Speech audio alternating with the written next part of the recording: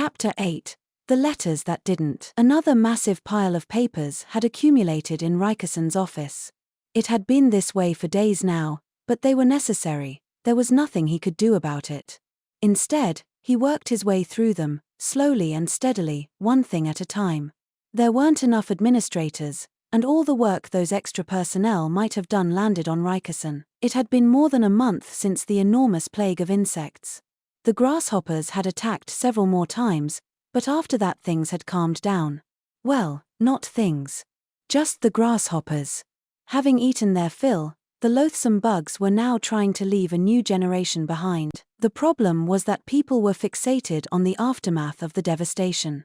They were completely occupied with trying to make up for the damage to the harvest, but if they failed to take appropriate measures against the next swarm, the destruction would only get worse. Rikeson could feel a headache coming on as he confronted all the damage reports and requests for emergency provisions.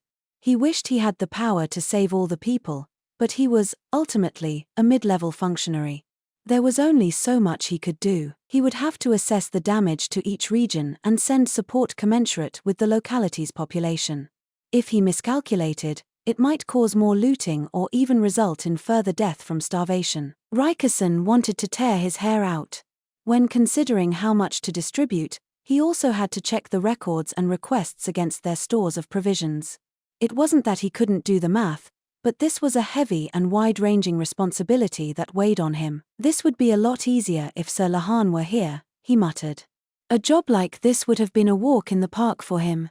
He could have held an abacus in one hand and done most of the calculating in his head.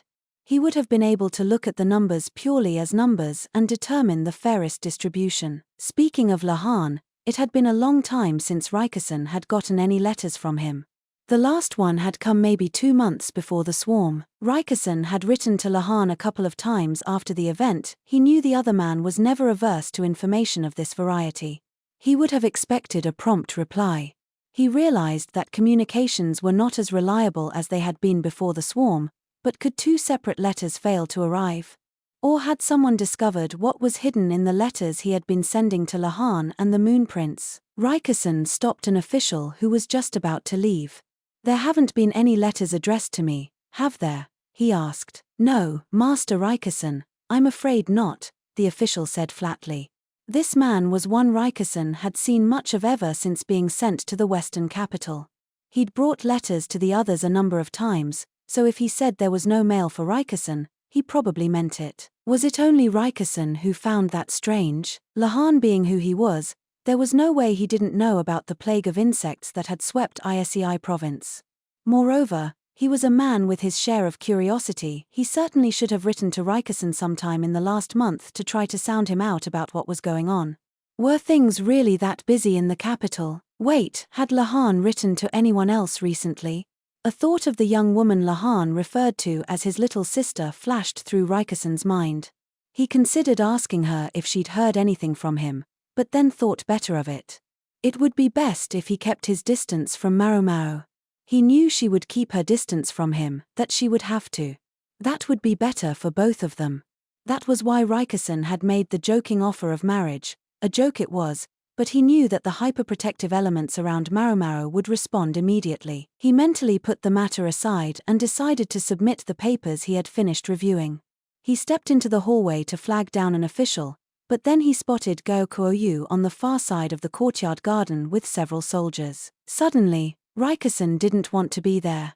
He retreated back to his desk and picked up one of the requests for provisions. Addressed to the governor, it came from one of the farming villages.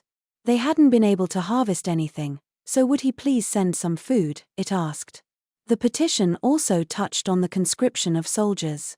That wasn't something Rikeson would normally see. This matter should have been taken care of before it reached him.